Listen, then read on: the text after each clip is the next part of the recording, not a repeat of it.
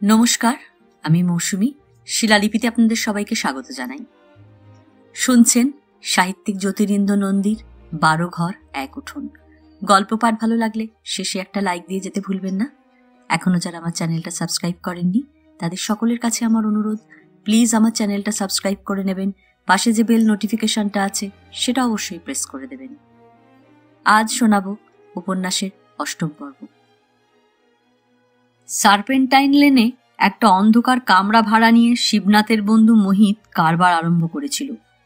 কার্ডবোর্ডের বাক্স তৈরি করে পরে 100, 500, 1000 করা হিসাবে সেগুলো এখানে ওখানে সাপ্লাই দেয়। বন্ধু হলেও শিবনাথ মোহিতের এই ব্যবসাকে খুব ভালো চোখে কোনোদিন দেখেনি, বরং মনে মনে একটা নাকশিট কোনো ভাব পোষণ করত।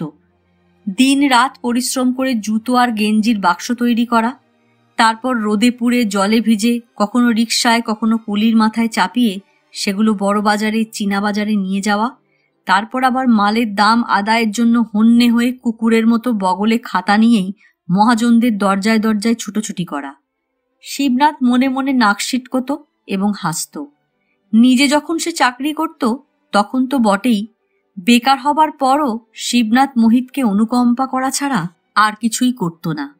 অবশ্য এদিকে অনেকদিন সার্পেন্টাইন লেনে শিবনাথ পা বাড়ায়নি এবং মোহিতের কারবারের অবস্থা কি দাঁড়িয়েছে সে খোঁজ করারও প্রয়োজন বোধ করেনি। আজও সে করত না। বউবাজার ক্রস করার সময় মোহিত হঠাৎ কোন দিক থেকে এসে শিবনাথের হাত চেপে ধরেছিল।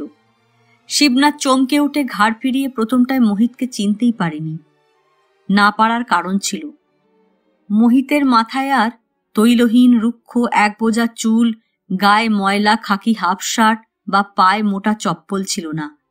সুন্দর চকচকে পাট করা চুল, ভালো করে কামানো মসৃণ গাল, চাঁচা ঘাড়, সিল্কের পাঞ্জাবি, পেটেন্ট লেদার পামশু, নরুন পার মিহি ধুতি, আঙুলে আংটি, মুখে সিগারেট, এবং শিবনাথ লক্ষ্য করল মোহিতের পিছনে একটা লোক দাঁড়িয়ে আছে। তার মাথায় একটা ঝুড়ি, ঝুড়িতে সবজি, ফল এবং আরও যেন কি কি, আর হাতে ঝুলছে এত বড় একটা মাছ। তারপর হাঁ করে তাকিয়ে দেখছো কি? মোহিত হাসে। তারপর কি খবর, বাজারে গিয়েছিলে? শিবনাথ প্রশ্ন করে। হ্যাঁ, মোহিত ঘাড় নাড়ে। বাজার টাজার করার বড় একটা সময় পাইনি, আজ হঠাৎ ইচ্ছা হলো। তাছাড়া, হঠাৎ ঘাড় ফিরিয়ে মোহিত পিছনের লোকটিকে বলল, এই তুই চলে যা, আমার ফিরতে একটু দেরি হবে। চাকর? মোহিত বন্ধুর হাত ধরে আকর্ষণ করে। এসো। বাসা কোথায়? স্কটল্যান্ড। কারবার বুঝি সেই সার্পেন্টাইন লেনেই আছে? মোহিত বন্ধুর চোখের দিকে তাকিয়ে মিটিমিটি হাসে। না, তোমার সামনেই। সার্পেন্টাইন লেনের ঘরে কুলোচ্ছিল না। এসো। শিবনাথ মোহিতের সঙ্গে আরো কয়েক পা অগ্রসর হলো। ঠিক বড় রাস্তা না, একটু ভিতরের দিকে একটা বাড়ির সামনে এসে দুজনে দাঁড়ায়।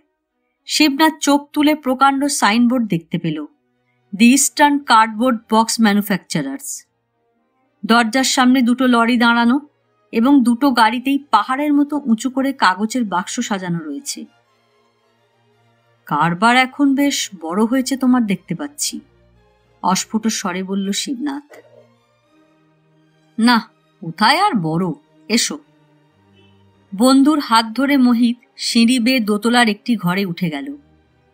তোমার অফিস ঘর? শিবনাথ প্রশ্ন করল। হ্যাঁ, বসো। পর্দা, গালিচা, চেয়ার টেবিল সাজানো সুন্দর ঘর। টেবিলের ওপর সুদৃশ্য paperweight, pincushion, ashtray এবং ফুলদানির মাঝখানে গোল্ড ফ্লেকের হলদে টিন। ঈর্ষান্বিত চোখে তাকিয়ে তাকিয়ে শিবনাথ দেখল এবং অত্যন্ত সতর্কভাবে একটা দীর্ঘশ্বাস ফেলল। তারপর তোমার খবর কি? আছো কোথায়? এখানেই। শিবনাথ বেলেঘাটার উল্লেখ করল না এবং তার সম্পর্কে বন্ধু আর কোনো প্রশ্ন করতে না পারে তাই তাড়াতাড়ি শিবনাথ প্রশ্ন করল, তারপর বাড়ির খবর কি? বাচ্চা কাচ্চা কটি হলো? মোহিত হঠাৎ কথা বলল না, কেবল সিগারেটের টিনটা শিবনাথের দিকে বাড়িয়ে দিয়ে টেবিলের কাগজপত্রগুলো মনোযোগ দিয়ে দেখতে লাগল। শিবনাথ একটা সিগারেট তুলে ধরায়। চা খাবে? মোহিত কাগজ থেকে মুখ তুলল। অল্প হেসে শিবনাথ মাথা নাড়ল। মোহিত বেল টিপতে একজন বেয়ারা ছুটে এলো। চায়ের কথা বলে দিয়ে যেন এবার বন্ধুর সঙ্গে ভালো করে কথা বলতে মোহিত কাগজপত্রগুলো একদিকে সরিয়ে রেখে কৌটো থেকে সিগারেট তুলে মুখে গুঁজল। তারপর, অনেকদিন দেখা সাক্ষাৎ নেই, তুমি এখন কোন অফিসে? শিবনাথ একটা মিথ্যে অফিসের নাম বলল এবং ঠোঁটের মৃদু হাসিটা না মুছে আস্তে আস্তে বলল, চাকরিতে সুখ নেই ব্রাদার, ব্যবসা, বিজনেস ছাড়া দিনের নাগাল পাওয়া যায় না। মোহিত কথা বলল না। শিবনাথ সন্তর্পণে প্রশ্ন করল, তারপর গাড়ি টাড়ি করেছ বুঝি? না রে ভাই, না না। মোহিত প্রবল বেগে মাথা নাড়ল। যতটা ভাবছ ততটা করতে পারিনি, কিছুই করা হয়নি। চা এলো। মোহিত বলল, হ্যাঁ, কি বলছিলে? বাচ্চা, চা খাও। কি নিজের মনে হাসছ? বাটিতে চুমুক দিয়ে শিবনাথ মুখ তুলে মোহিতের চোখের ভিতর তাকায়। বলতে লজ্জা করছে নাকি? আমার কিন্তু ওই একটা মেয়ে। আমার একটিও না। মোহিত শিবনাথের চোখের ভিতর তাকালো। শিবনাথ লক্ষ্য করল মোহিত হঠাৎ একটু গম্ভীর হয়ে গেছে। কেন? প্রশ্ন করতে শিবনাথ থেমে গেল। বাটিতে দীর্ঘ চুমুক দিয়ে মোহিত একটা লম্বা নিঃশ্বাস ছাড়ল। একটি সন্তান হবে সেই সুযোগ আমাদের জীবনে এলো না। শিবনাথ মোহিতের মুখের দিকে তাকিয়ে থাকে। দুঃখ ভালো, বুঝলে ব্রাদার? যতদিন দুঃখে ছিলাম জীবন একরকম মন্দ ছিল না, বলে মোহিত অল্প হাসল। এখন সুখ পেয়ে কি অশান্তি হচ্ছে? প্রশ্নটা ঠোঁটের আগায় এনেও শিবনাথ চুপ করে রইল। মোহিত বলল, বরং যখন দরিদ্র ছিলাম, অভাব অনটনের মধ্যে দিন কাটত, আশা ছিল, তখন ইচ্ছা করে সন্তান আনিনি। বার্লির জল খাইয়ে বাচ্চা মানুষ করার আইডিয়াকে আমরা বরাবর ঘৃণা করতুম। আজ? শিবনাথ প্রশ্ন করল। আজ সুখে থেকে সুখে খেয়ে বউ অন্যরকম বুলি শিখেছে। আজ সে সন্তান চাইছে না। তার শরীর খারাপ হবে, চেহারা ভাঙবে, সময়ের আগে বুড়িয়ে যাবে, এই দুর্ভাবনা। কি চাইছে তবে? এবার শিবনাথ মুখ না খুলে পারল না। চাইছে শাড়ি, গয়না, জুতো, ক্রিম, পাউডার। মোহিত হঠাৎ থামল। আর? শিবনাথ হাসে। মোহিত হাসে না। চাইছে রোজ মাংস ভাত খেতে, আঙুর, আপেল, ক্ষীর, ননি। শিবনাথ এবার কিছু প্রশ্ন না করে টেনে টেনে হাসে।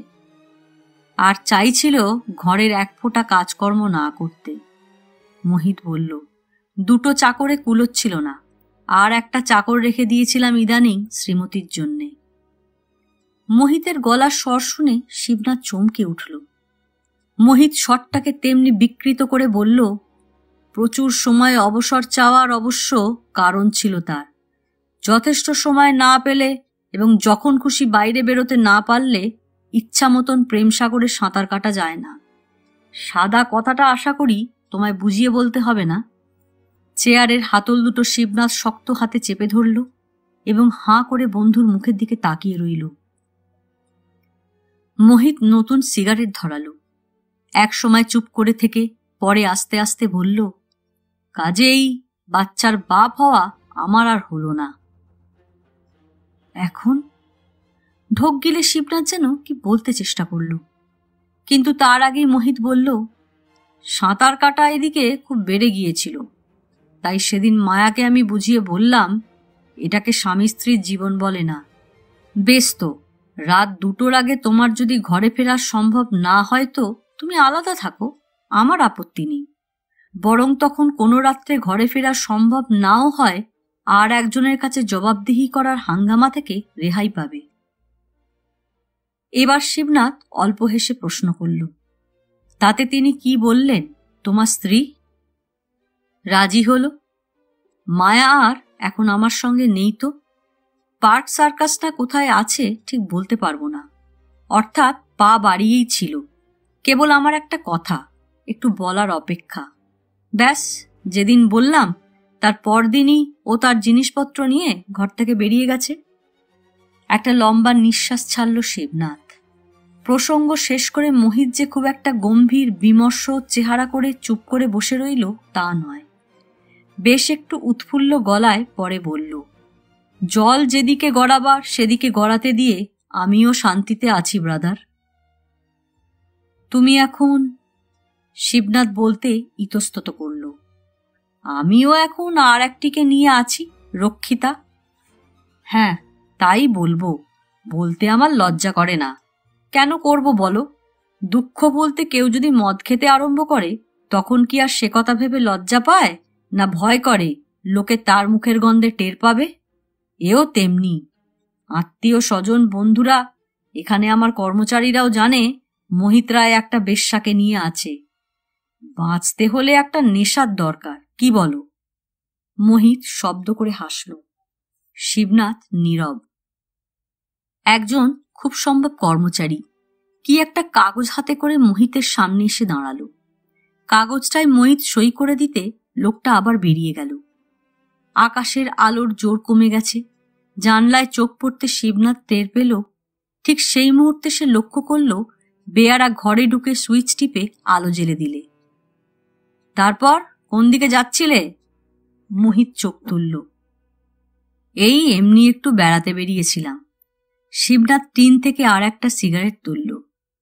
সিগারেট ধরিয়ে শিবনাথ কি যেন একটু চিন্তা করল। বস্তুত নিজের স্ত্রী সম্পর্কে এত সব বলে এবং এখন সে কিভাবে জীবনযাপন করছে তাও বন্ধুর কাছে সগর্বে ঘোষণা করে মোহিত এমন একটা পরিবেশ সৃষ্টি করেছে যে শিবনাথ কথাটা বলতে আর ইতস্তত বোধ করছিল না।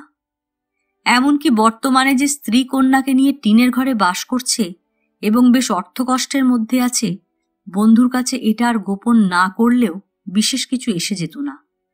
তার চেয়ে মোহিতের দুঃখ অনেক বেশি। মনের অবস্থা তার আরো খারাপ, শিবনাথ অনুমান করতে পারল। কিন্তু তবু আর একবার চিন্তা করে শিবনাথ সে সমস্ত কথা একেবারে চেপে গেল। বরং হেসে অন্যভাবে সে বন্ধুকে বিষয়টা খুলে বলল। শুনে মোহিত ভ্রু কুঞ্চিত করল এবং মুখ দিয়ে একটা বিরক্তিসূচক শব্দ বার করল। তা এতক্ষণ বলনি কেন? প্রথমেই তো তোমার দরকারি কথাটা বলা উচিত ছিল। ছি ছি, আজে বাজে এতগুলো কথা বলে খামোকা আমি তোমার সময় নষ্ট করলাম। কি মুশকিল! তা এখন তোমার স্ত্রী আছেন কেমন? এখন একটু ভালো। 102 টাকা বেরিয়ে গেছে। ওষুধ ইঞ্জেকশন ফাঁক যাচ্ছে না। তারপর পথ্য এটা ওটা। তা তো যাবে। মোহিত গম্ভীরভাবে মাথা নাড়ল। অসুখটা কি বললে? বিকলাই ইনফেকশন ডাক্তার বলছে। শিবনাথ দেয়ালের দিকে চোখ ফেরায়। একটু থেমে থেকে বন্ধুর মুখের দিকে তাকিয়ে ধীরে ধীরে বলল, বুঝতে পারছো, আমাদের চাকুরে জীবন একেবারে ধরা বাঁধা মাইনে, তার উপর কিনা এই খরচের ধাক্কা। মোহিত কথা না কয়ে মানিব্যাগ খুলে গুনে গুনে 5টা 10 টাকার নোট বার করে টেবিলে রাখল। শিবনাথ কথা না কয়ে হাত বাড়িয়ে নোটগুলো তুলে তৎক্ষণাৎ ভাঁজ করে পকেটে পড়ল। একটু পর আস্তে আস্তে বলল, সামনের মাসে হয়তো পারবো না, তারপরের মাসে আমি তোমাকে টাকাটা ফিরিয়ে দিচ্ছি ব্রাদার। আমি কি বলছি তোমাকে যে পরের মাসেই আমার টাকাটা চাই? কি আশ্চর্য! মোহিত দেয়ালের দিকে চোখ ফেরালো। সামান্য 50টা টাকা তোমার এই বিপদে যদি সাহায্য করতে না পারলাম তো? না না, সে কথা বলছি না। অভিমানাহত বন্ধুকে সান্ত্বনা দিতে চেষ্টা করল শিবনাথ। তুমি পারো, তোমার ক্ষমতা আছে বলে, আর কারোর কাছে না আছে তোমার কাছেই তো চাইলাম। মোহিত নীরব। আচ্ছা, উঠি আজ, ডাক্তারের কাছে যেতে হবে। শিবনাথ উঠে দাঁড়ালো। ডাক্তারের কি নাম, কোথায় ধাম, সেসব প্রশ্ন করার তিলমাত্র আগ্রহ মোহিতের চেহারায় না দেখে শিবনাথ আরাম পেল। চলি, আর একবার বললে সে। মোহিত কথা না কয়ে শুধু ঘাটটা কাত করল এবং তেমনি বাঁদিকে দেয়ালে চোখ রেখে কি যেন ভাবতে লাগল। মোহিত কি ভাবছে চিন্তা করে শিবনাথ অবশ্য মাথা খারাপ করল না। কি আর ভাববে, যে যার ভাবনায় অস্থির। নিজের অবস্থার কথাই চিন্তা করছে মোহিত। ভাবতে ভাবতে হৃষ্ট মনে লম্বা লম্বা পা ফেলে সে বউবাজারের পেভমেন্টে এসে দাঁড়ালো। এই ধরনের একটা ভাবনায় মোহিত ডুবে আছে দেখেই তো শিবনাথ হুট করে তার কাছে 50টা টাকা চাইতে পারল। কথাটা চিন্তা করে শিবনাথ নিজের মনে হাসল। অবশ্য রুচির কাছে এসব কিছুই বলবে না, সে মনে মনে ঠিক করে রাখল। না, বলবে। শিবনাথ ভাবল, মোহিতের গল্পটা রুচির কাছে বলার প্রয়োজন আছে। প্রচুর টাকা পয়সা, সচ্ছল দিনের মুখ যখন দেখতে শুরু করেছিল বেচারা, আর একদিক থেকে চাপ চাপ অন্ধকার স্তূপাকার মেঘ এসে ছেয়ে ফেলল জীবন, সুখ, শান্তি। টিনের ঘরে থাকতে পারছে না রুচি, মনের ভার কাটছে না, যেহেতু শিবনাথের চাকরি নেই। চাকরি, টাকা, ধন, দৌলত, কিন্তু কি তার দাম, কতটা তার আশ্বাস? অথবা শিবনাথ চিন্তা করল, ঘরে টাকা পয়সা না থাকলে রাত্রে চোখে ঘুম আসে না। টাকা পয়সা থেকে মোহিত কত ঘুমোতে পারছে? ঘুমোচ্ছে বই কি। শিবনাথ আবার নিজের মনে হাসল। মেয়েটা দেখতে মোহিতের স্ত্রীর চেয়ে ভালো না কুৎসিত জানতে একবার ইচ্ছে হয় বই কি শিবনাথের। মোহিত দুঃখ বলতে মদ ধরেছে, মেয়ে মদ। দুঃখ বলতে আর কে মদ ধরেছে? বেলেঘাটার বাসে বসে চিন্তা করতে করতে শিবনাথের কে গুপ্তর চেহারাটা মনে পড়ল। বেচারা, মনে মনে অনুকম্পা করল সে লোকটাকে। তা তো বটেই। ওরা কে গুপ্ত, বলাই, বিধু মাস্টার, অমল চাকলাদার শত মাথা খুঁড়লেও কারোর কাছ থেকে এক আধলা কর্জ আনতে পারবে না। বেশভূষা ছাড়াও ওদের এক একজনের চেহারার মধ্যেই এমন দৈন্যের ছাপ রয়েছে যে একটা আদলা দিয়ে কেউ তাদের বিশ্বাস করতে পারছে না। মনে করে শিবনাথ প্রত্যেকটি চেহারা স্বতন্ত্রভাবে মনের সামনে আনতে চেষ্টা করল। আর ভিড়ের মধ্যেও চেষ্টা করে কষ্টে সৃষ্টে সে গাড়ির সামনের দিকে টাঙানো বড় আরশিটার মধ্যে নিজের মুখখানা দেখল। সুন্দর, পরিচ্ছন্ন, মসৃণ মুখমণ্ডল, পাঁচু ভাদুরী যত্ন করে কামিয়ে দিয়েছে। কত অভিজাত, কত ভদ্র এই চেহারা! না হলে শিবনাথ অত্যন্ত গর্ববোধ করল ভেবে একটিবার মুখ থেকে কথাটা বার করতে মোহিত আজ এতগুলো টাকা তার হাতে তুলে দিয়েছে। কাজেই একটা সুবিধে হচ্ছে না বলে রুচি যতই রাগারাগি করুক, অভিমান করুক, শিবনাথ নিরাশ হবে না, হয়নি। না হলে সে আর বিধু মাস্টারের মধ্যে তফাৎ থাকতো কোথায়? চোখে মুখে অন্ধকার দেখে নারিকেল ডাঙার টিউশনিটা সে তাহলে নিতে পারত। একটা মাস কুকুরের মতো খাটলে তবে 20টা টাকা। শিবনাথ সর্বাঙ্গে শিউরে উঠল। অনেকটা দাঁড়িয়ে দাঁড়িয়ে সবাই আগুন দেখল এবং নানান রকম গল্প করল। প্রথমটায় আগুন শুনে সবাই চমকে ওঠে। বুঝিবা নিজের গায়ে আগুন লাগলো। ঘরে, পাশের ঘরে, না তাও না, পাশের বস্তিতে। ছুটোছুটি ঠেলাঠেলি করে যে যার ঘর থেকে বেরিয়ে উঠোনে, এক লাফে উঠোন পার হয়ে রাস্তায়, রাস্তা ডিঙিয়ে বনমালীর দোকান লাগোয়া পোড়ো জমিতে জাম গাছের তলায় গিয়ে দাঁড়ায় সব। দেখে নিশ্চিন্ত হল। বেশ দূরে ডোমপাড়ায় আগুন। একটা ঘর শেষ হয়ে আর একটা এইমাত্র ভালো করে জ্বলতে আরম্ভ করেছে। ফর্সা হয়ে গেছে চারদিক। রাত্রির আগুন সুন্দর দেখায়। আগুন একটু দূর থেকে দেখতেই ভালো। আকাশে কে যেন কুমকুম ছড়িয়েছে। কে গুপ্ত অল্প হেসে ঘাটটা তেরচা করে শিবনাথের দিকে চোখ রেখে বলল, আপনার মধ্যে দেখছি মশাই বিস্তর কবিত্ব। কি ব্যাপার, কবিতা টবিতা লেখার অভ্যেস আছে নাকি?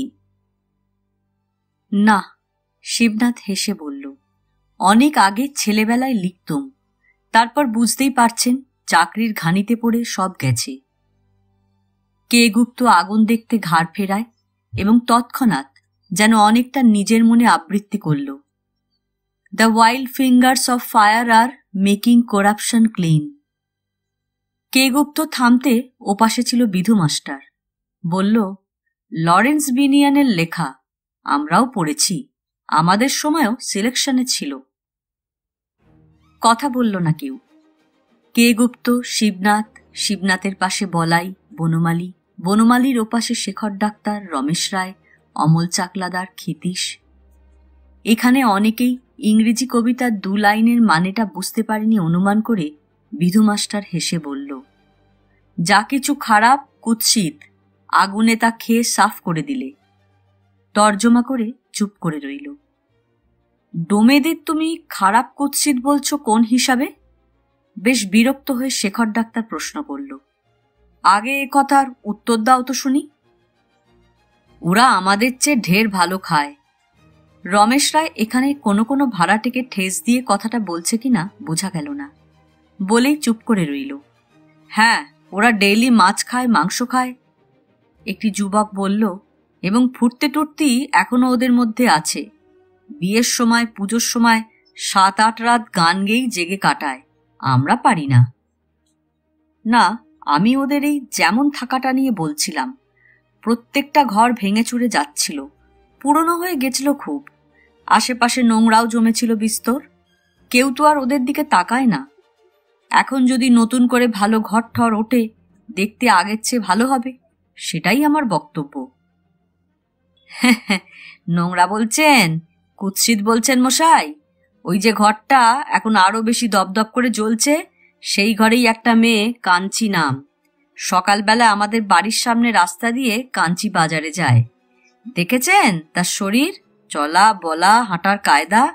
আমার তো মনে হয় আমাদের ভদ্রলোকদের ঘরে এমন চমৎকার মেয়ে কম আছে। আপনি কি করাপশনের কথা বলছেন নাকি? আমাদের ভদ্রলোক বাবুদের ঘরে যত কেলেঙ্কারি হচ্ছে মশাই, ওদের জাতের মধ্যে তার 6টাকও দেখা দেয়নি।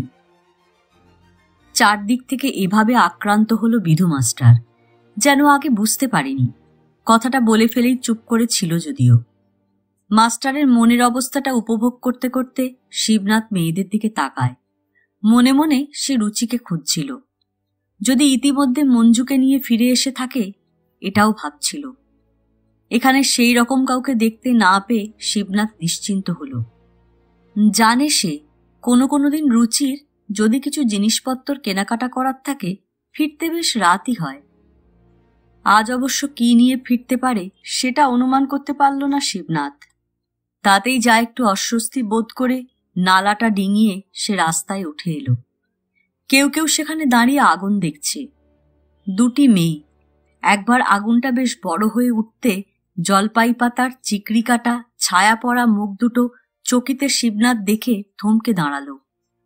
ওরা ঠিক আগুন নিয়ে গল্প করছে কিনা জানবার ইচ্ছাটাই যেন শিবনাথের প্রবল। তাই সে আর না হেঁটে দাঁড়ালো। সিগারেটের ইচ্ছে হওয়া সত্ত্বেও সিগারেট ধরালো না। একটা গাছের আড়ালে ছিল সে। তারপর কি বললেন তিনি? আমায় পরিষ্কার করে সব বল। প্রথম দিনই আমার জুতো ও শাড়ি কিনতে টাকা দিলেন, এই 1 গোছা নোট। আমার ভীষণ লজ্জা করছিল নিতে। লজ্জা করলে চলবে না, বড়লোক মানুষ, বয়সও বিশেষ হয়নি। রুচিও মেজাজে খুরের ধার।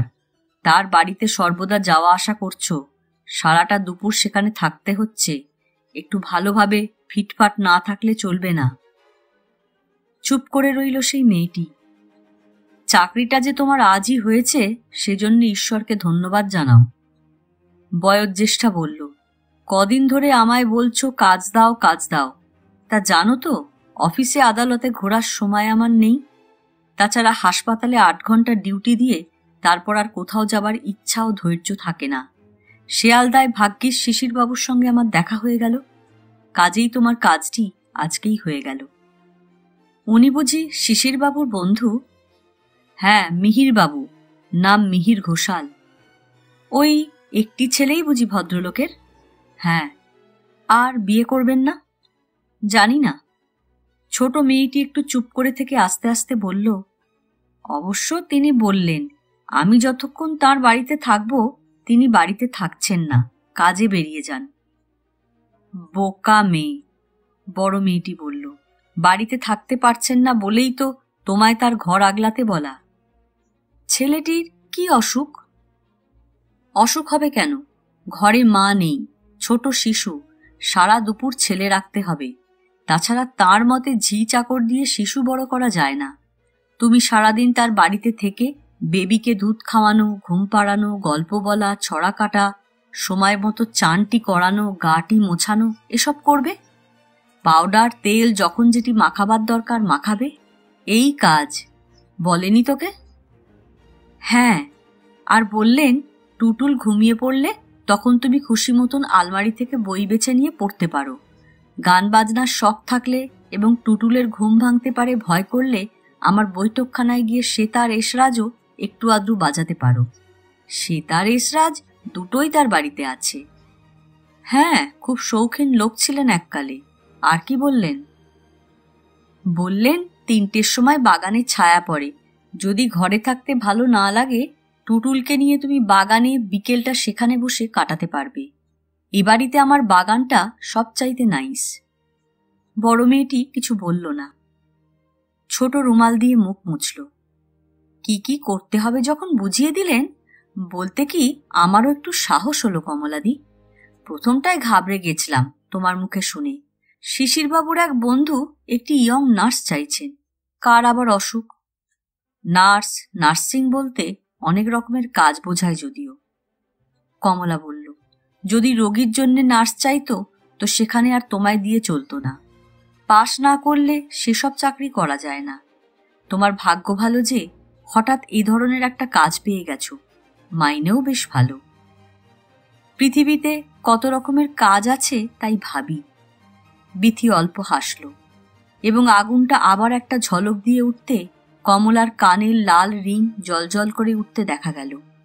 পায়ে একটা মশা বসেছিল, কিন্তু জুতোর শব্দ হতে পারে দুর্ভাবনায় শিবনাথ পাটাও নাড়ল না। মুখ বুজে মশার কামড় সহ্য করে কথা শুনল। তা আমি অবশ্য মাকে এত সব কথা বলিনি। বলেছি ভদ্রলোকের বাড়িতে অফিস, তার চিঠিপত্র দেখতে হবে। হ্যাঁ, তাই তো বলবে তুমি। তাই তোমাকে বলে দেওয়ার জন্য শিশিরবাবুকে আমি পই পই করে বলে দিয়েছিলাম। বাড়িতে এসে মাকে কি বলবে, বলে দেননি শিশিরবাবু? ছোট মেয়েটি ঘাড় নাড়ল। হ্যাঁ, আর একটা কথা, কাল শাড়ি জুতোর টাকা পেলে মাকে তা বলে কাজ নেই। আমার কাছ থেকে কটা টাকা ধার করেছ বলবে। ভদ্রলোকের বাড়িতে এই রকম বেশে যাওয়া যায় না, তাই জুতো ও একটা শাড়ি কিনেছ। ছোট মেয়েটি ঘাড় নাড়ল। তারপর অবশ্য কবে আমার টাকা ফিরিয়ে দিলে কি না দিলে সে খোঁজ আর উনি করছেন না। কাজেই হুট করে কালই মাকে পোশাকের টাকা পাওয়া গেছে বলে লাভ নেই। বিথি মাথা নাড়ল। তাই আমি মাকে বলেছি। আর শোনো, কমলা বোঝালো, মাস গেলে মাইনেটা পেয়েই ব্যাংকে অ্যাকাউন্ট খুলে ফেলো। বিথি ঘাড় নাড়ল। যত টাকাই তুমি সংসারে সাহায্য করবে সবই লাগবে। 2 পয়সা আমার তো মনে হয় প্রত্যেক মেয়েরই হাতে রাখা উচিত।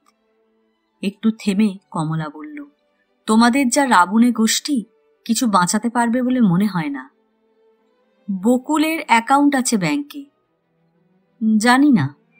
আবার একটু চুপ করে থেকে কমলা বলল, বকুলের কথা ছেড়ে দাও।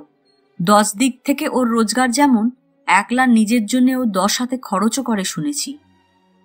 হ্যাঁ, শুনেছি অনেক শাড়ি জুতো ওর। বিথি বলল, ওদের সংসার ছোট, আমাদের মতো এতগুলো ভাই বোন তো নেই। বলে কিছুক্ষণ চুপ করে থেকে বিথি পরে প্রশ্ন করল, আচ্ছা কমলাদি, শুনলাম সেদিন বকুলদি নাকি বাড়ে যায়? জানি না। গম্ভীর থেকে কমলা আগুন দেখতে লাগলো। অল্প বাতাসে জলপাই পাতা নড়ছিল।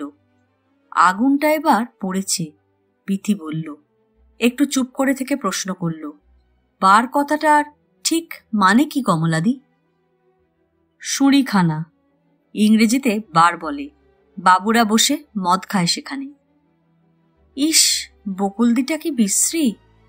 বিথির জিহবা ও ঠোঁটের অস্পষ্ট শব্দ হয় একটা। কে বিশ্রী কে সুশ্রী তা নিয়ে তোমার মাথা ঘামিয়ে কাজ নেই। কমলা মুখে রুমাল বুলিয়ে বলল, হ্যাঁ, আর একটা কথা তোমায় বলে রাখছি। এখন থেকে 2 পয়সা হাতাবে বলে কথায় কথায় সিনেমা যাওয়া, রেস্টুরেন্টে খাওয়া এসব করবে না। না, রেস্টুরেন্টে খাওয়া এমনি আমার পছন্দ হয় না। বিথি মৃদু হাসল। বলছি এজন্যে এতেও কম পয়সা নষ্ট হয় না। সত্যি, বিথি বলল, বাজে খরচ। বরং এই পয়সা দিয়ে নিজের জন্য বাড়িতে আলাদা করে একটু দুধ রেখে খাও, একটু মাখন খাও। হ্যাঁ, ওতে শরীর ভালো থাকে। বিথি ঘাড় নাড়ল। স্বাস্থ্য, কমলা বলল, বকুলের আর যা দোষ থাক না কেন, স্বাস্থ্যটি চমৎকার। শরীরের দিকে ওর ভয়ানক নজর, এই জন্যে মেয়েটাকে ভালো লাগে। হ্যাঁ, সেজেগুজে যখন বেরোয় ভারী সুন্দর লাগে দেখতে। কেননা বকুল জেনেছে স্বাস্থ্যই মেয়েদের বড় সম্পদ, অস্ত্র। যে মেয়ের শরীর সুন্দর না, তার মেয়ে জন্ম বৃথা। কথার শেষে কমলা একটা ছোট্ট নিঃশ্বাস ফেলল এবং যেন অনেকটা নিজের মনেই শেষের দিকের কথাটা বলল। আগুন নিভে গেছে। বিথি পরে কি বলেছিল শোনা গেল না, কেননা দমকলগুলো তখন ফিরে যাচ্ছে, যেন ৩-৪টে একসঙ্গে, আবার ঘন্টা বাজছে জোরে জোরে। হঠাৎ অন্ধকার হয়ে গেল বলে শিবনাথ আর মেয়ে দুটিকে দেখতে পেল না। ভিন্ন পাড়ায় আগুন দেখে হালকা হয়ে সব ঘরে ফিরছিল। কেউ কেউ গুনগুনিয়ে গান গাইছিল, হাসছিল, খাওয়ার কথা বলছিল, রান্নার কথা। কেউ আধখানা রান্না নামিয়ে ঘর থেকে ছুটে বাইরে গিয়েছিল আগুন দেখতে। আগুন দেখা শেষ হতে এখন আবার রান্নার কথা ভাবছে এবং বাড়ি ফেরার পথে কাউকে না কাউকে বলছে সে কথা, কিন্তু কলরবে কথা পরিষ্কার বোঝা গেল না। আবার কেউ কেউ ঘুম, বিছানা, মশারি খাটানো, ছাড়পোকার গল্প করছে। কি ছেলে ঘুম পাড়ানোর কথা, খাওয়া ও ঘুম নেই দলে এমন লোকের সংখ্যাও কম ছিল না। কিন্তু তারাও চুপ করে ছিল না। পেটে আগুন জ্বলছে বলে তাদের মাথা গরম, আর মাথা গরম থাকলে আবোল তাবোল যা মুখ দিয়ে আসে তাই তারা বলে ফেলছিল। পরশু রাত্রে ঠিক এমন সময় সরকার ঘর ভাড়ার তাড়া দিয়ে গেছে। সময়টা মনে পড়তে দাঁত কিরমিরে সুরে কে যেন বলছিল, শালার এখানে কবে আগুন লাগবে, 12টা ঘর একসাথে পুড়ে সাফ হবে সেদিন। তৎক্ষণাৎ আর একজনের গলার স্বর চড়ে গেল বলে বাকি কথাগুলো বোঝা গেল না। কেন, মূল জায়গাটায় আগুন দিলেই তো ল্যাটা চুকে যায়। কি দালান পোড়ানো যায় না? খুব যায়, কিন্তু আমাদের মধ্যে একতা কোথায়? না হলে 2 ঘন্টায় পারিজাতের বাড়ি, বাগান, গ্যারেজ, গাড়ি, মায়, কর্পোরেশনের পিলার ঘেঁষে যে দেওয়ালটা, তাও পুড়িয়ে ছাই করে দেওয়া যায়। কিন্তু অমল চাকলাদারের আক্ষেপে সুর শোনা গেল। অমলের একটু পিছনেই ছিল বলে শিবনাথ গলাটা চিনল। পারিজাতের জমির একটা ঘাসের ডগায় আগুন দেবার ক্ষমতা নেই হে তোমার, খামোখা কেন তরপাচ্ছ? পাশেই ছিল বলে রমেশ রায়ের মোটা গলায় ধমকানি শিবনাথের কানে যেন বাড়ি মারল। বুঝলেন তো রমেশ রায়ের রাগ কেন অমলের ওপর? ফিসফিস করে বনমালী শিবনাথকে বলল। হ্যাঁ, পারিজাতের গেঞ্জি কারখানা, অমলের বউ। সংক্ষেপে শিবনাথ উত্তর করল। বনমালী গুজগুজ করে হাসল। একটু দূরে বিধু মাস্টার কি বলছিল শোনা গেল না, কিন্তু শেখর ডাক্তারের কথাগুলো বুঝতে কষ্ট হলো না। ঘরে তালা দিয়ে বেরিয়েছিলে তো, যদি চুরি হয় তো আগুন দেখার শখ বেরিয়ে যাবে। বিধু মাস্টারকে না, স্ত্রীকে প্রশ্ন করছিল ডাক্তার। প্রভাতকণা 10 জনকে শুনিয়ে বেশ উঁচু গলায় বলছিল, না গো না, তোমার মতো আমি কাঁচা ছেলে নই। তোমার মতো কাঁচা ছাড়া লোক হলেই হয়েছিল আর কি। 2 দিন পরে যে মা মেয়ের বিয়ে দিচ্ছে, বলি রাজ্যের কলেরা রুগী হাঁটকে এসে তুমি ভালো করে হাত পা ধুয়েছ তো, নাকি অমনি? কল থেকে এইমাত্র ফিরেছে শেখর। হাতে সেই ফাইবারের মস্ত বড় সুটকেস, কালো কোট গায়ে, তাই রবারের কালো নলটা দেখা যাচ্ছিল না। পাকুড় গাছের নিচে গ্যাসের আলো লেগে স্টেথোস্কোপের সাদা মুখটা একবার ঝিকিয়ে উঠছিল। শালার এত দূরে ছোটাছুটি আর ভালো লাগে না। রাত কটা বাজে? সুনীতির খাওয়া হয়েছে? কিন্তু সে কথার উত্তর না দিয়ে প্রভাতকণা হাসল। ও, তুমি চাইছো পাড়ায় যেন কলেরা লাগে না। পৌষ গেল, মাঘ যাচ্ছে, বাড়িতে আগুন কই? তোমার মতো কাঁচা মেয়ে আমি নই গিন্নি যে ঘুটের আগুনে হাত পোড়াবো। শালার এ বাড়িতে যদি এশিয়াটিক কলেরার জার্ম ঢোকে তো পেটের অসুখ ছাড়া আর কিছু করাতে পারবে না। না খেয়ে এক একটি পেট এমন চিমসে মেরে গেছে, আর পেটের অসুখ হলে এ বাড়ির লোক কদাগ ওষুধ খায়, আর খেয়ে কত তার দাম দেয়। তোমায় কি আমায় বলে দিতে হবে? এ বাড়ির ব্যারামের চিকিৎসা করতে আমি ডাক্তারি বিদ্যা শিখিনি। তার উত্তরে প্রভাতকণা কি বলল শোনা গেল না। শোনা যাচ্ছিল পাঁচু ভাদুড়ির গলা। প্রচুর খেয়ে এবং টেনে এসেছে পাঁচু, এবং এখন বাড়িতে গিয়ে নাক ডেকে প্রচুর ঘুমোবে, তাই রসবোধটাও সকলের চেয়ে ঢের বেশি হয়েছে বোঝা গেল। পকেটে চিংড়ি মাছ নিয়ে এলে ডোমপাড়ার আগুনে দিব্যি সেঁকে ফেলে মুখে ফেলা যেত। আরে দাদা, যুদ্ধের আমলে আমেরিকান সৈন্যগুলোকে দেখতুম পেন্টালুনের পকেটে ডিমের বড়া নিয়ে ঘুরত। শালারা সেলুনে বসে দাড়ি কামাতে কামাতে ডিমের বড়া ভেঙে মুখে দিত। একটু ছাওয়া দিয়েছে তখন। মাথার ওপর গাছের পাতার সরসর শব্দ হয়। সবাই বাড়িতে ঢুকেছে। শিবনাথ রাস্তার একপাশে দাঁড়িয়ে ইতস্তত করছিল, কেননা রুচি ফেরেনি। ঘরে গিয়ে একলা কি করবে ভাবছিল। এমন সময় হাতের ওপর চাপ অনুভব করল। কে? চমকে ঘাড় ফেরায় শিবনাথ। কে গুপ্ত? কি ব্যাপার?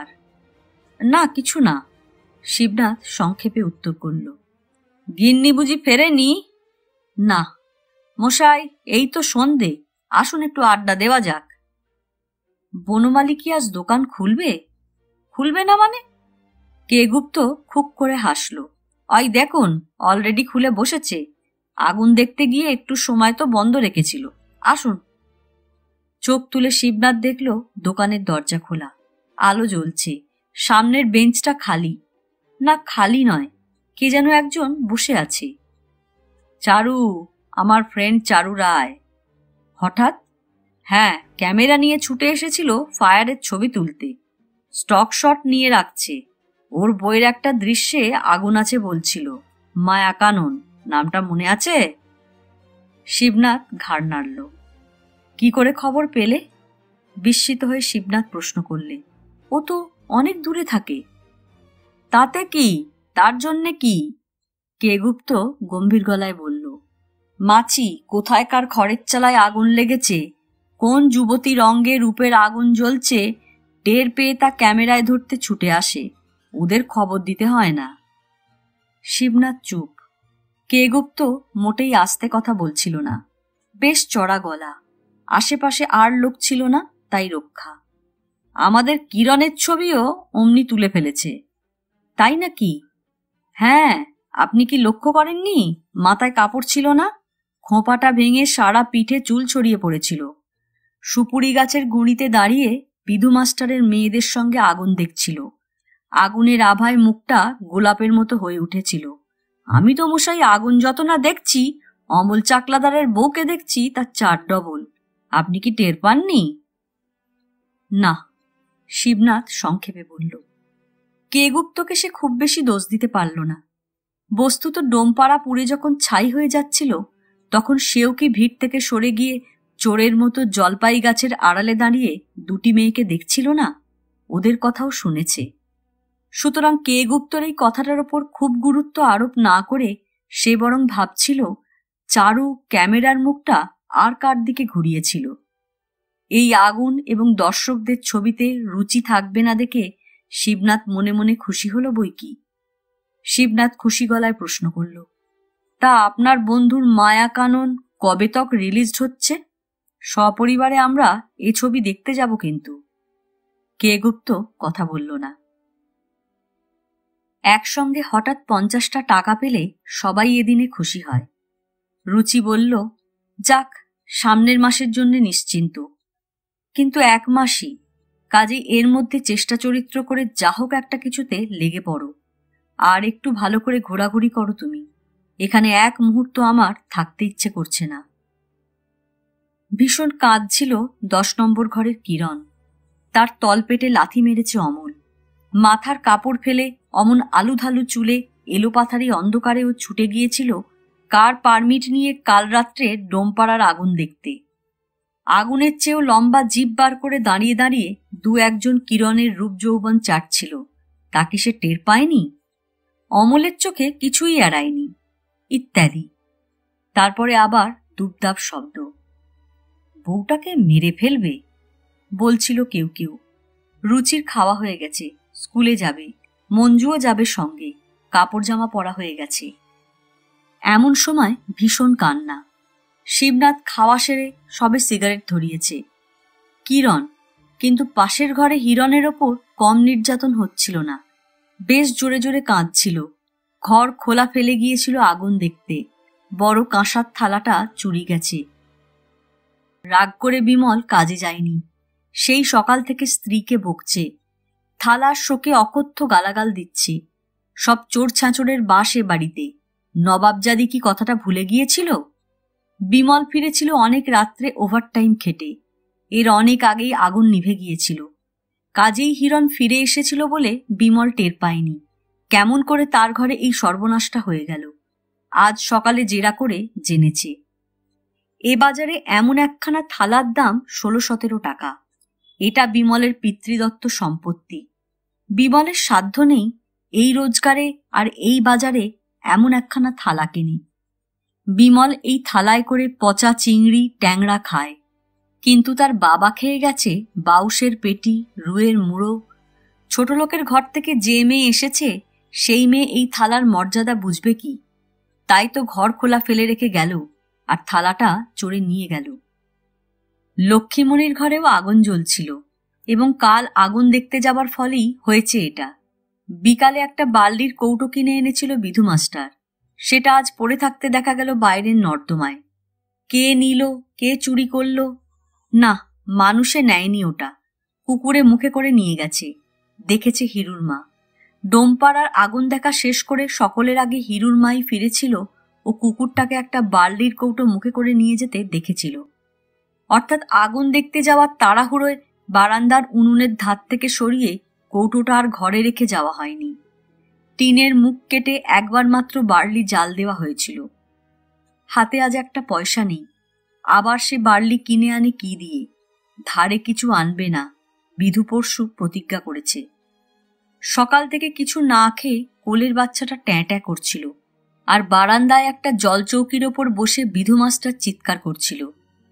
1 মাস পর আবার যে হাসপাতালে যাবে সেই স্ত্রীলোকের এত রঙ্গরস কেন? নিচে আগুন দেখতে যাবার বল সে কোথায় পায়? না, অন্ধকারে নর্দমায় কি গাছের গুঁড়িতে ঠোকর খেয়ে মাটিতে গড়িয়ে পড়ে অ্যাবর্শন হয়ে মরত বলে মাস্টার দুঃখ করত না, করছে না। দুঃখ তার 1 টিন বার্লির জন্য। চামেলির মার কাছ থেকে টিউশন ফির অ্যাডভান্স হিসেবে 2 টাকা চেয়ে এনে খুচরো বার্লির পয়সা দিতে দিতে হয়রান হয়ে যাচ্ছিল বলে একটা টিন কিনে আনলো। সেই টিনের এই অবস্থা। নর্দমা থেকে ধাঙরকে দিয়ে ওটা তোলা হয়, কিন্তু ঘরে আনা হলো না। ধাঙরটা নিয়ে গেল। তার বউয়ের নতুন বাচ্চা হয়েছে। হেসে সবাইকে কথাটা শুনিয়ে বার্লির কৌটো গামছায় বেঁধে ফেলল। প্রিয়জনের শ্মশান যাত্রা দেখে মানুষ যেমন হাউ হাউ করে ওঠে, তেমনি দিশেহারা হয়ে মাস্টার চিৎকার করে উঠোন কাঁপিয়ে তুলল। এসব স্ত্রীলোককে জীবন্ত পুড়িয়ে মারতে হয়, পিঠে কাঠের চেলা ভাঙতে হয়। 13 বার যে রমণীর পেট ফুলেছে তার আক্কেল না থাকলে মুশকিলের কথা। সাধু অসাধু ভাষার সংমিশ্রণে মাস্টার স্ত্রীকে অনর্গল বকছিল। আর আগুন জ্বলছিল 4 নম্বর আর 9 নম্বর ঘরে। ডাক্তারের স্ত্রী প্রভাতকণা আর পৃথিবীতির মার ঝগড়া। দুটো জিহবা দিয়ে যে কত আগুন ঝরছিল তা বাড়ির উঠোনটা টের পেল। মাছি বিজবিজ করছিল উঠোনে, বারান্দায়, দরজায়, থামের গায়ে। দুজনের চিৎকারে হুঙ্কারে মাছিগুলো ভয় পেয়ে চঞ্চল হয়ে উঠতে শুরু করেছিল। ইলিশ মাছ আনা হয়েছিল সকালে বিথিদের ঘরে। একটা বিড়াল হঠাৎ একটা ভাজা মাছ মুখে করে তাড়া খেতে খেতে গিয়ে ঢুকেছিল প্রভাতকণার ঘরে। ব্যাস, তাই থেকে প্রলয় কাণ্ড। প্রভাতকণা ছুটে এসেছিল বিথিদের ঘরের দরজায়। যদি সামলে না খেতে পারে তবে লোকেই বিষ্ঠা খায় কেন? বিড়ালের মুখে, কুকুরের মুখে এই পায়খানা তুলে দিয়ে আর 5টা মানুষের ঘর দরজা নোংরা করতে দেওয়ার কি অর্থ থাকতে পারে? অনর্গল বকছিল প্রভাতকণা। কাজেই বিথির মার ধৈর্যের বাঁধ ভেঙে গিয়েছিল। চোখটা টাচ্ছে, আমার 2 মেয়ে চাকরি করছে, আমার ঘরে মাছটা ডিমটা আসছে, হিংসায় পেট ফাটছে আবাগীদের। বিষ্ঠা? আমার ঘরের ইলিশ মাছ ভাজা হলো বিষ্ঠা? বিষ্ঠা তোমরা খাও, তোমাদের 14 পুরুষে খায়। 2 মেয়ের চাকরির কথায় প্রভাতকণা অট্টহাস্য করে উঠল। তার কারণ প্রভাতকণার মামাতো ভাই সুধীর কাল সন্ধ্যায় বেড়াতে এসে বোনকে একটা রসালো খবর দিয়ে গেছে। এ বাড়ির ঘটনা। সুধীর শ্যামবাজারে থাকে, এ বাড়িতে নিয়মিত যাওয়া আসা আছে। ভাইয়ের মুখে ঘটনাটি শুনে অবধি প্রভাতকণার জিহবা চুলবুল করছিল। কতক্ষণে বাড়ির উঠোনে দাঁড়িয়ে বিথির মার ঘরের দরজা মুখ করে খবরটা রাষ্ট্র করবে, যাতে সকলে জানে। প্রমোদদের ধুমসি বিড়ালটা বিথিদের ঘর থেকে একটা মাছ ভাজা মুখে করে ওর ঘরে ঢুকতে প্রভাতকণার সুযোগ পেয়ে গেল। জিহবার চুলবুলি নিয়ে আর বসে রইল না। একে ইলিশ, তার ওপর বারান্দায় উনুন। কাদের রান্না হচ্ছে বুঝতে কষ্ট হয় না। প্রভাতকণা উঠোন থেকে 1 লাফে উঠে গেল বিথিদের দরজায় এবং মাছ ভাজার মামলা নিয়ে বেশিক্ষণ তাকে লড়তে হলো না। দুই মেয়ের চাকরির কথা মা উচ্চারণ করতে প্রভাতকণা চোখ দুটোকে ডিমের বড়ার মতো গোল করে ফেলল। ভাগ্যিস আমরা খালপাড়ে আছি, 9 মাসে 6 মাসে কলকাতায় যাই, কি করে জানবো কোনটি চাকরি করছে, কোনটি রাস্তায় টোটো করছে। ঘাড় ঘুরিয়ে প্রভাতকণা বিধু মাস্টারের ঘরের চৌখাটে দাঁড়ানো লক্ষ্মীমণিকে দেখছিল, যেন নিজের ঘরের আগুন এখন কিছুক্ষণ ঠান্ডা। পাশের ঘরের আগুন দেখতে চোখ মুছে মাস্টার গিন্নি এইমাত্র চৌকাটের কাছে এসে দাঁড়ালো দরজার পাল্লা ধরে। অন্তঃসত্ত্বা লক্ষ্মীমণি দরজার সবটা জুড়ে দাঁড়ায় এবং তার সঙ্গেই যেন কথা হচ্ছে। এভাবে গলার আওয়াজটা আরো চড়িয়ে ও রসিয়ে প্রভাতকণা বলল, শেয়ালদায় চায়ের দোকানে আড্ডা মারছিল দিদি, কমলার সঙ্গে ছিল। তা কমলা যেখানে কাণ্ডারনি, ফল কি হয় বুঝতেই পারো। ভাগ্যিস কমলা বাড়িতে ছিল না, তাই কথাগুলো সে শুনল না। কমলার ঘরের দরজায় তালা, সকালে উঠে হাসপাতালে ডিউটি দিতে গেছে। কমলার ঘর বন্ধ জেনে নিশ্চিন্ত হয়ে প্রভাতকণা আর একগাল হেসে ফেলল। তা শ্রীকৃষ্ণ ছিল সেখানে। 3 জনের হাসির চোটে চায়ের দোকানের সামনে রাস্তার লোক চমকে উঠেছিল। আমার ভাই সুধীরও ছিল সেই রাস্তায়। রেস্টুরেন্টে বসা গোপিনী দুটিকে দেখে সুধীরের চিনতে কষ্ট হয়নি। কাল বিকেলে সুধীর এসেছিল, আপনি দেখেননি? হ্যাঁ, আমার ভাই শ্যামবাজারে থাকে, প্রায় তো আসে এ বাড়ি। লক্ষ্মীমণি ঘাড় নাড়ল কি নাড়ল না বোঝা গেল না, কিন্তু প্রভাতকণা চুপ থাকল না। কাল সুধীর বলে গেল ঘটনা, এই তো চাকরি করা, তার আবার অত ঢক্কানি না। থু থু। বিথিদের দরজায় থুতু চিটোবার ভান করল প্রভাতকণা। তুমি একটু ভালো করে কথাবার্তা বলবে সুনীতির মা। কথা বলার ধরন দেখে রাগে দুঃখে ঠকঠক করে কাঁপছিল বিথির মা। মার পিছনে দাঁড়িয়ে বিথিও কথাগুলো শুনছিল।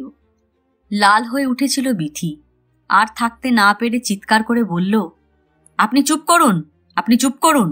ভালো লাইনে কথা বলতে যদি না পারেন এখান থেকে চলে যান। আমি চাকরি করি কি করি না তা আপনার কাছে প্রমাণ দিতে চাই না। বেশ তো, আসুক না কমলাদি, ওর নামে যা তা বলা বার করে দেব। বিথির রাগ হচ্ছিল বেশি।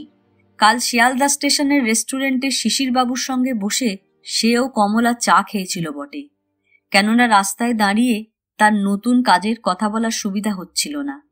আর সেই শিশিরবাবুকে দেখে এসেই ডাক্তারের শালা সুধীরচন্দ্র এ বাড়ি এসে এটারই কদর্থ করেছে। হ্যাঁ, আমার মেয়ে চাকরি করবেই, সেই জন্য তার বাইরেও যেতে হবে। আমার স্বামী ডাক্তার না চোর যে ওষুধের নামে জল খাইয়ে আর জলের ইঞ্জেকশন দিয়ে মানুষের পয়সা লুটবে? তাহলে আমিও বিথির বিয়ে দিতাম। রাগে বিথির মার চোখে জল এসে গেল। বিয়ে হবে না ছাই হবে, ওই যে মামাটি আসে, ওই সুধীর মামাই কাল।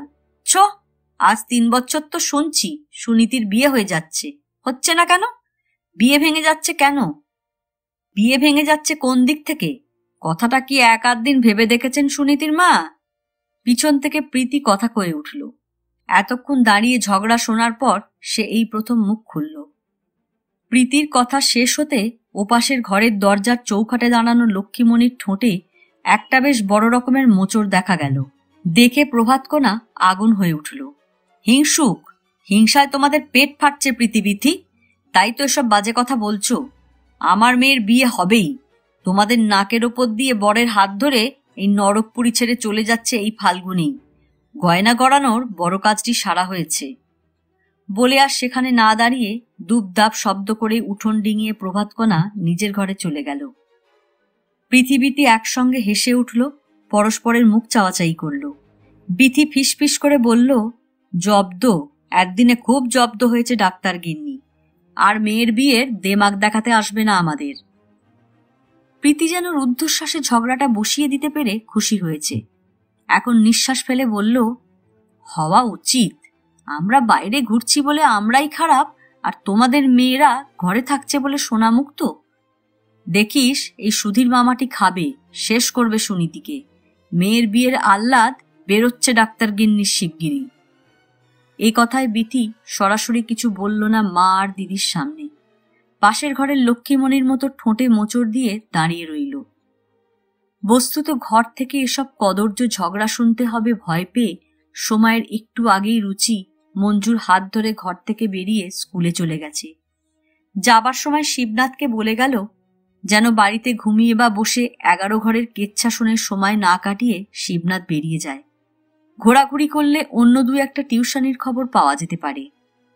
আজ উপদেশটা ঠান্ডা রকমের ছিল, তাই টিউশনির কথায় ততটা ঠোঁট বাঁকা না করে মৃদু হেসে ঘাড় নাড়ল শিবনাথ। অর্থাৎ যা করবার, যেটি করবার উপযুক্ত লাইন সে মনে মনে বাঁচছে, সেটি যতক্ষণ না হবে এবং হওয়ার পর স্ত্রীকে এসে সরবে ঘোষণা না করতে পারবে, তার আগে মাস্টারি কি টিউশনি করব না বলে ঝগড়া বাঁধানোটা বুদ্ধিমানের কাজ হবে না। এখন বুঝতে পেরে শিবনাথ শিষ্ট ছেলের মতো রুচির কথায় কেবল সায় দিয়ে যায়। রুচি চলে যাবার পর আরও একটা আস্ত সিগারেট সে টেনে টেনে শেষ করল, আর ডাক্তার গিন্নি ও পৃথিবীতির ঝগড়াটা উপভোগ করল। কমলার এ সময় বাড়িতে উপস্থিত থাকাটা বাঞ্ছনীয় ছিল, মনে মনে বলল শিবনাথ। এবং যখন ডোমেদের ঘর জ্বলছিল, কাল রাত্রে জলপাই গাছের অন্ধকারে দাঁড়ানো 2টি মেয়ের গল্প মনে পড়ে এখন আরো বেশি করে দাঁড়িয়ে সে বিথিকে দেখতে লাগলো। মনে হয় বিথি এখন কাজে বেরোবে। পুরনো কিন্তু ফর্সা একখানা সাদা জমির শাড়ি পরনে, কালো পাড়, জুতোটা বেশি পুরনো বলে মুচিকে দিয়ে কালি বুলোনোর পরও কেমন নিষ্প্রভ থেকে গেছে। এই শাড়ি এবং জুতো কাল আর থাকছে না অবশ্য, শিবনাথ মনে মনে বলল, এবং আর বেশিক্ষণ দরজায় দাঁড়িয়ে হাঁ করে অন্যের ঘরের দিকে তাকিয়ে থাকাটা অশোভন হবে চিন্তা করে ভিতরে চলে এলো। পায়চারি করল একটু সময়, তারপর কি ভেবে গায়ে জামা চড়িয়ে দরজায় তালা বন্ধ করে বাড়ি থেকে বেরিয়ে পড়ল। আজ এ পর্যন্তই। উপন্যাসের 9ম পর্ব নিয়ে অন্যদিন আসব। গল্প পাঠ ভালো লাগলে লাইক, শেয়ার, কমেন্টস করতে ভুলবেন না। আজকের মতো নমস্কার।